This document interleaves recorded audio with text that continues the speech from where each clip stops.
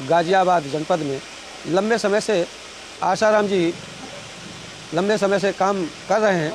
अब तक इन लोगों को लिखित में नियुक्ति पत्र नहीं मिला था, तो शिकायत थी कि हम लोगों को नियुक्ति पत्र नहीं मिल पा रहा है। तो आज ये जिम्मेदारी लिखित में और नियुक्ति पत्र आशाराम जी को दिया गया है और आज से तय हो गया है कि बाकी जितने इनके सहयोगी हैं उनको वो नियुक्ति पत्र, बाकी लोगों को जो लोग उचित समझें, जिन लोगों को काम करना हो उन लोगों को ये नियुक्ति पत्र अपने यहाँ से दे सकते हैं।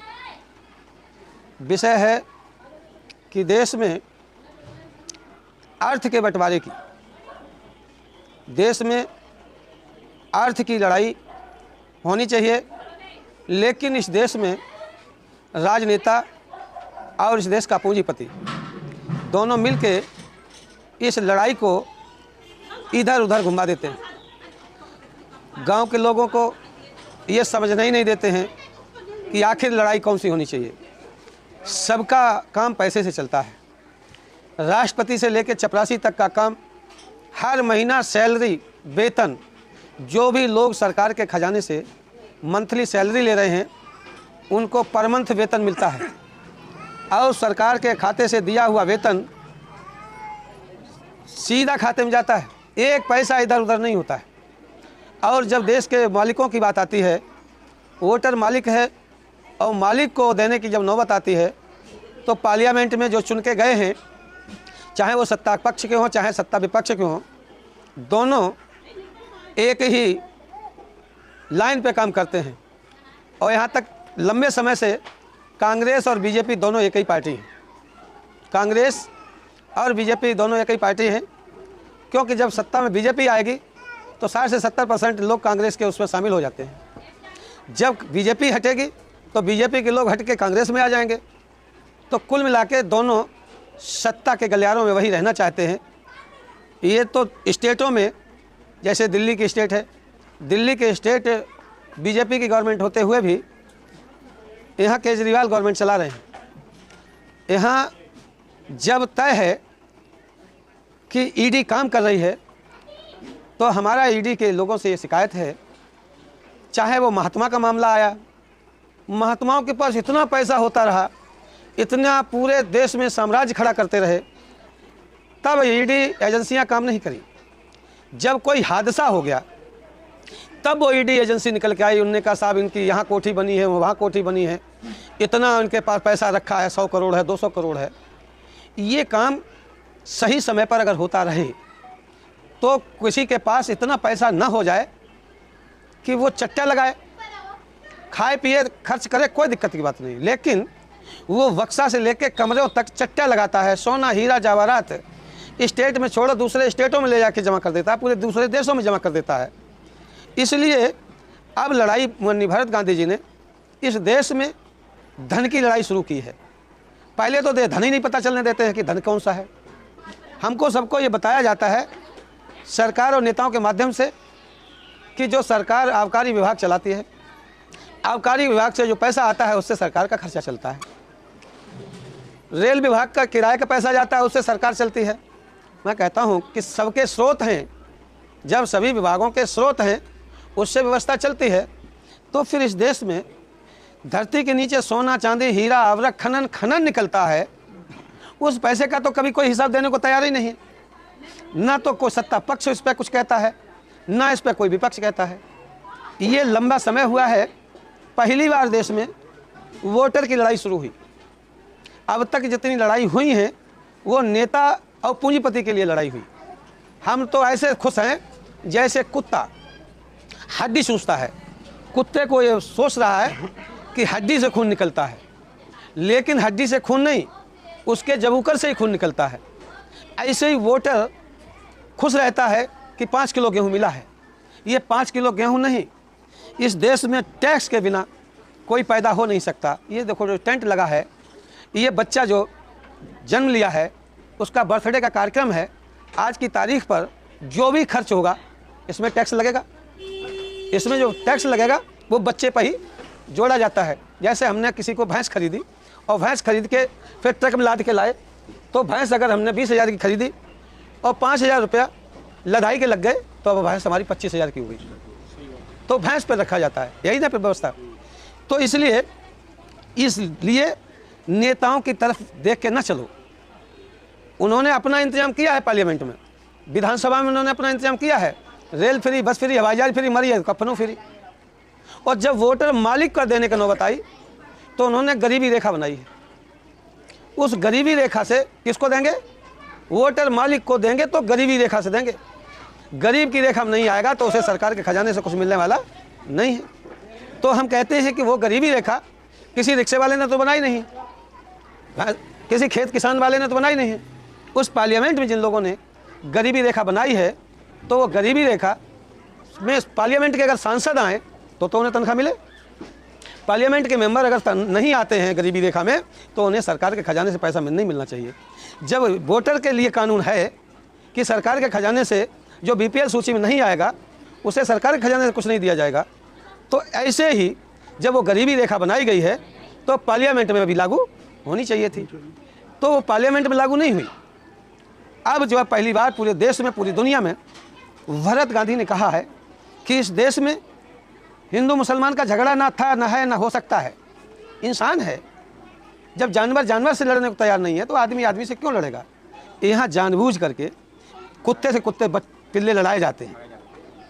कुत्ते पिल्ले, छोटे छोटे पिल्ले होते हैं, बच्चे जो है उसका मुंह पकड़ के एक दूसरे में टकराते हैं, तो फिर वो मजबूरी में दूसरे को पटका पटकी कर देता है। इसी तरह से इस देश के वोटर के साथ जो अत्याचार होता है, उस अत्याचार से निपटने के लिए अब तय हो गया है एमपी का काम तनख्वाह चलता है, विधायक का काम तनख्वाह चलता है, मुख्यमंत्री का काम तनख्वाह चलता है, प्रधानमंत्री का काम तनख्वाह चलता है, कलेक्टर का काम तनख्वाह चलता है, जज साहब का काम तनख्वाह चलता है। तनख्वाह का मतलब रुपया, तनख्वाह का मतलब ये हम इस तरह से बात कहते हैं जैसे नेता कहते हैं फासिस्टवादी। फासिस्टवादी 90% लोग फासिस्टवादी नहीं समझ पाते कि फासिस्टवादी का बीमारी है। एमएसपी, जो खेत के गेहूँ काट रहे हैं, जो धान काट रहे हैं, उनको एमएसपी के बारे में जानकारी आज तक नहीं है। और सरकार में बैठे लोग उस बात को गोलमोल कहें, जैसे संस्कृत में पढ़ाना शुरू कर दो तो हिंदी भाषी क्षेत्र वाले संस्कृत नहीं समझ पाएंगे, नहीं समझ पाएंगे ना। बंगला में पढ़ाना शुरू कर दो यहाँ के लोगों को, तो बंगला में कोई भाषण करे तो क्या बंगला यहाँ के लोग सुन पाएंगे? तो बंगाल के भी लोग बात को नहीं समझ पाएंगे। ये ऐसे ही अंग्रेज से दुश्मनी है, लेकिन अंग्रेजी से दोस्ती है। अंग्रेज से दुश्मनी है और अंग्रेजी से दोस्ती है। वो जानते हैं कि यही अंग्रेज अगर नालायक था तो अंग्रेजी कहाँ से लायक पर है? अंग्रेज नालायक था, जबकि ये नियम बताया गया है जिसका इतिहास ख़त्म करना हो उसकी भाषा को ख़त्म कर दो, उसकी भाषा को ख़त्म कर दो। तो यहाँ लोगों ने क्या किया, उनका इतिहास भी जिंदा रखा है अंग्रेज का, और जब भाषा जिंदा है तो अंग्रेज भी जिंदा है, भाषा जिंदा है तो अंग्रेज भी जिंदा है। इसलिए हम लोगों का दायित्व बनता है वोटर, ये बात वोटर की है, ये एमपी एमएलए की बात नहीं हो रही है, हिंदू मुसलमान की बात नहीं हो रही। पैसे की लड़ाई शुरू होनी चाहिए कि नहीं होनी चाहिए? जब सबका काम पैसे से ही चलेगा तो वोटर का काम बिना पैसे कैसे चल सकता है? और वोटर को 5 किलो गेहूँ और बाव में प्रधानमंत्री अपना थोपड़ा लटकाए हैं, झोला में फोटो लगा दिया है, उस पर भी पैसा लगा है। अरे वो तो वैसे ही झोला लेके जाता था, बोरी लेके जाता था, गेहूँ ले आता था, तो उसमें भी 5 किलो गेहूँ में एक थोपड़ा लटका दिया है। हर व्यक्ति से पूछो, भैया गेहूँ कितने बने? 5 किलो लाए, मिले कितने के? 4 किलो। ये शिकायत है, ज़मीन लेवल पर शिकायत है, लेकिन ये बात पार्लियामेंट में नहीं बात करते हैं। अभी पार्लियामेंट में जब तय हो गया कि वोटरों को पैसा मिलना चाहिए, 137 सांसदों ने 2005 में लिख के दे दिया। 54 सांसद भारतीय जनता पार्टी के तब विपक्ष में थी 2005 में, तो 54 सांसदों ने समर्थन किया कि वोटरों को पैसा मिलना चाहिए, कानून संसद में बनना चाहिए। 54 सांसद ने लिख के दे दिया। 19 समाजवादी पार्टी के सांसदों ने लिख के दे दिया कि वोटरों को पैसा मिल जाना चाहिए। 2 मुस्लिम लीग के सांसदों ने लिख के दे दिया। लेकिन जब हम मौलाना से कहते हैं कि वोटरों को पैसा मिलना चाहिए तो बोले हम हराम का नहीं खाते हैं, जकात खाएंगे, जकात खाएंगे, अपनी बिल्डिंग पर खर्च करेंगे, और सरकार के टैक्स के पैसे में जो हिस्सा बनता है, आप कोई एहसान तो कर नहीं रहे हो, तो वो टैक्स के पैसे में जो हिस्सा बनता है बिना टैक्स दिए दुनिया में कोई पैदा हो नहीं सकता और बिना टैक्स दिए दुनिया में कोई मर नहीं सकता। मरने के बाद भी टैक्स जारी रहता है।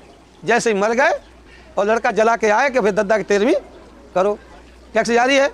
फिर कुछ दिन बाद कौआ को खिलाना है, साल भर बाद 2 साल बाद, तब फिर भी भैया टैक्स लगना ही लगना है। तो मरने के बाद भी टैक्स पीछा छोड़ता नहीं है ना। तो वो टैक्स पीछा नहीं छोड़ता है। तो हम लोग ये कह रहे हैं कि भाई टैक्स लेते हो अच्छी बात है, लेकिन टैक्स में जो वोटर का हिस्सा बनता है, बैल का काम ट्रैक्टर ने छीन लिया और अनपढ़ का काम जेसीबी मशीन छीन लिया। पढ़े लिखे लोगों को भारी घमंड था, इनका भी काम कंप्यूटर की मशीन छीन लिया। देश कंप्यूटराइज व्यवस्था में जा रहा है और झगड़ा हिंदू मुसलमान का कराएंगे। सन 47 की आज़ादी वाला, सन 47 में भी हिंदू मुसलमान का झगड़ा हुआ, बंटवारा हुआ, अभी तक निपटा ही नहीं। ऐसा ही नहीं निपटा जैसे रावण हर साल मारा जा रहा है। आखिर क्या साबित करना चाहते हो? रावण इतना बहादुर था कि वो मारा गया, जलाया गया और प्रतिवर्ष जला रहे हो। और अगर रावण प्रतिवर्ष जलाया जा सकता है तो बब्बा को भी जलाया करो, बब्बा भी तो मरे। इसलिए ये कानून पार्लियामेंट में बनने की बात शुरू हो गई है। तो अब इसमें नेताओं को लड़ने की ज़रूरत नहीं है। अब हम लोग क्या करते हैं कि बीमार हैं हम, दवाई विधायक जी खा लें। बीमार हम हैं तो दवाई कौन खाएगा? विधायक जी खा लें, मुख्यमंत्री खा लें, प्रधानमंत्री खा लें। खुजली हमारे हैं, हम दवाई नहीं खाएंगे, दूसरे लोगों को दवाई देंगे। तो जिसकी दवाई खाएगा तो खुजली उसकी ठीक हो ही जाएगी। तो नेताओं की तो खुजली ठीक हो गई, उनको तनख्वाह मिलना शुरू हो गई। विधायक जी की खुजली ठीक हो गई, प्रधानमंत्री की खुजली ठीक हो गई, कलेक्टर की खुजली ठीक हो गई। कैसे? पैसे से तो ठीक हुई। और यहाँ जो है पूरे उत्तर प्रदेश के लोग कहाँ? दिल्ली चलो, गाजियाबाद चलो। अब गाजियाबाद में जो ज़मीन 1 लाख रुपये बीघा की थी, वो ज़मीन जो है सो 2 करोड़ रुपये बीघा की हो गई, क्योंकि भीड़ इधर ही बढ़ रही ना, भीड़ बढ़ रही। धरती माँ है और माँ की बिक्री, धरती माँ है और माँ की बिक्री करते हैं। बड़े खुश हैं, प्रॉपर्टी डीलर है, माँ को बेच के प्रॉपर्टी डीलर का खिताब लिखाए चले जा रहे हैं। तो हम लोग जो है इस देश में नई व्यवस्था, अब ये कह रहे हैं कि भाई विश्व की सरकार की ज़रूरत इस देश को है। अंतर्राष्ट्रीय भ्रष्टाचार है, यहाँ का भ्रष्टाचारी अमेरिका जाएगा आराम से रहेगा, आतंकवादी जाएगा आराम से रहेगा। जब अंतर्राष्ट्रीय अत्याचार है, अंतर्राष्ट्रीय भ्रष्टाचार है, तो फिर अंतर्राष्ट्रीय सरकार भी होनी चाहिए। जब देश पर लोकतंत्र आ गया, स्टेटों में लोकतंत्र चल रहा है, तो विश्व पर भी लोकतंत्र की ज़रूरत है। और जब तक लोकतंत्र नहीं आया था, स्टेटों में नहीं आया था, देश में नहीं आया था, जब राजाओं का चल रहा था, तब राजा 1000 रानी रखता था, राजा के मुंह से निकली हुई आवाज़ कानून बन जाती थी, जब लोकतंत्र नहीं था। अब लोकतंत्र है, इसीलिए आप पंडाल लगा के बात कर रहे हो। अगर यहाँ लोकतंत्र होता तो आप पंडाल लगा के अपनी पंचायत नहीं कर सकते। राजा से परमिशन, उनके जिम्मेदार से परमिशन, फिर उनके गुंडे होते थे, लठैत होते थे, पुलिस अलग होती थी, उनके अलग से विशेष लठैत होते थे, वो जिसको चाहते थे। और वाल्मीकि, उनकी सज़ा थी कि वाल्मीकि से 5 जूते मरवाएंगे, सज़ा में ये वाल्मीकि से ये व्यवस्थाएं थी राजाओं के दौर में।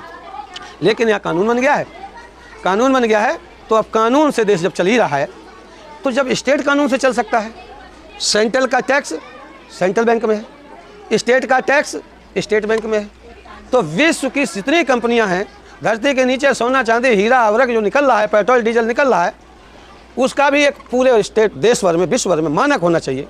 और कहाँ पैसा नहीं पहुँचा, कहाँ पैसा नहीं पहुँचा है, वहाँ कानून से पैसे को पहुँचाने का प्रबंध कानून से किया जाए।